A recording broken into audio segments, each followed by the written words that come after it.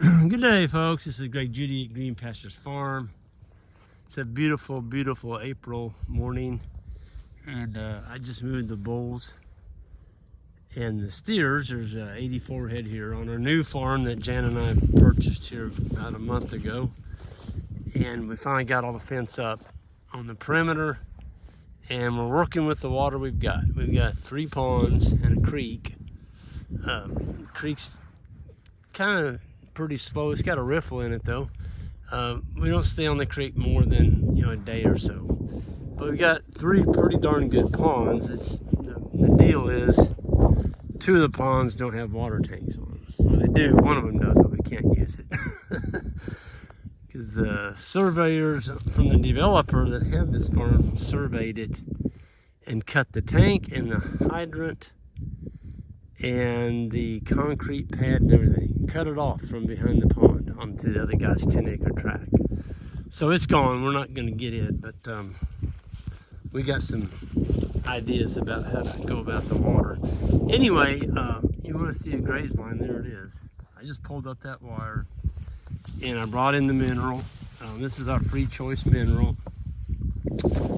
We get this from Free Choice Enterprises out of Wisconsin.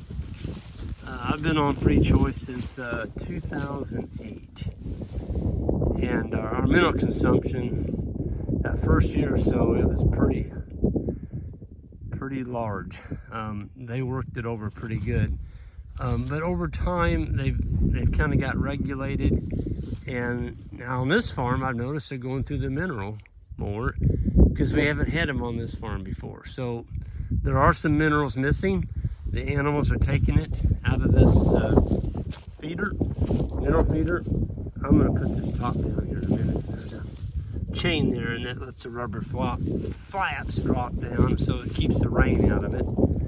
And we're going to be putting steel runners, sleds. We built a sled for our 4x4, because if you don't, I'm going to put a steel runner under here. It's going to be a C channel. If you don't put steel on your runners, you'll drag them off. You'll drag the wood down. You just like a big sander. You just sand away the wood, dragging it around your fields. Especially when you cross a gravel or take it down a blacktop. It's really hard on runners. But I've got those in the process. My good friend Doug Thompson up at Sturgeon is making those for us. And I'm going to have a hook welded on each side. So the chain that I actually bought chain. So the chain is going to be fastened. You don't have to have a hook on the new ones I've got coming. We'll just get these up in the air, and we're going to bolt them to our new runners, and these boxes will be protected. So I didn't build this box. I got it from Free Choice. People ask what do they cost.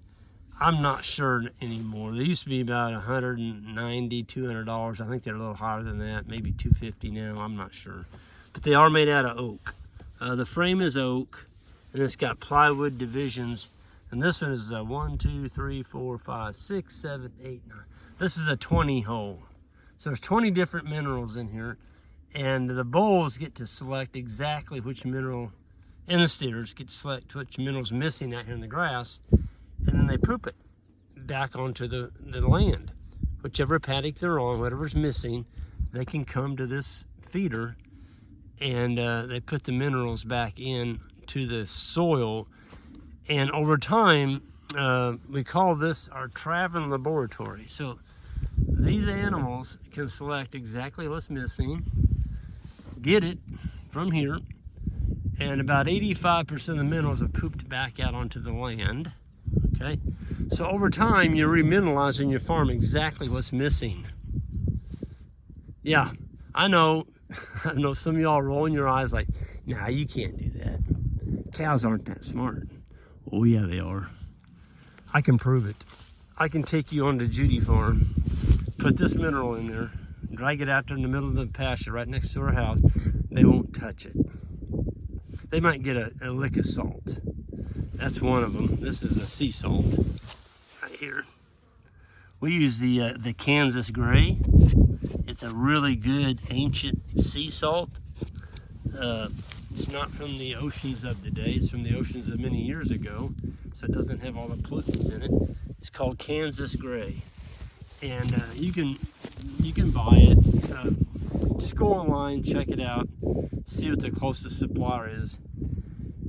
But it's a sea salt that's got a lot of different minerals and such in it. And one of the problems you have with, let me level this one off a little bit. One of the problems you have with a block, feeding animals a block of mineral, is all the minerals are all mixed together in that big old hard block. And what happens is the cows overeat, trying to get what they need, and they may be getting, let's say they need calcium. And they come in there and they lick on that block, they lick on it, they lick on it, and they get too much magnesium. Magnesium ties up the calcium. And so they eat, they don't get what they need. They can't select. They can't select. I'm not gonna go through all the minerals, there's a bunch of them. I guess I can go through some of them. There's vitamins A, B, and C, OH, which is an acid neutralizer, magnesium, CB is an alkaline neutralizer, calcium, iodine, silicone, sulfur, potassium. Let's go over here. Zinc, vitamins A, molybdenum, I can't hardly pronounce it, copper, manganese, cobalt, selenium, V4, which is a vitamin, and Na, I forgot which one that one is. And you got the one there on the end. Got a brain lapse. Anyway, that's what it is. They'll come in here, and I move this. Every time I move the animals, it's moved.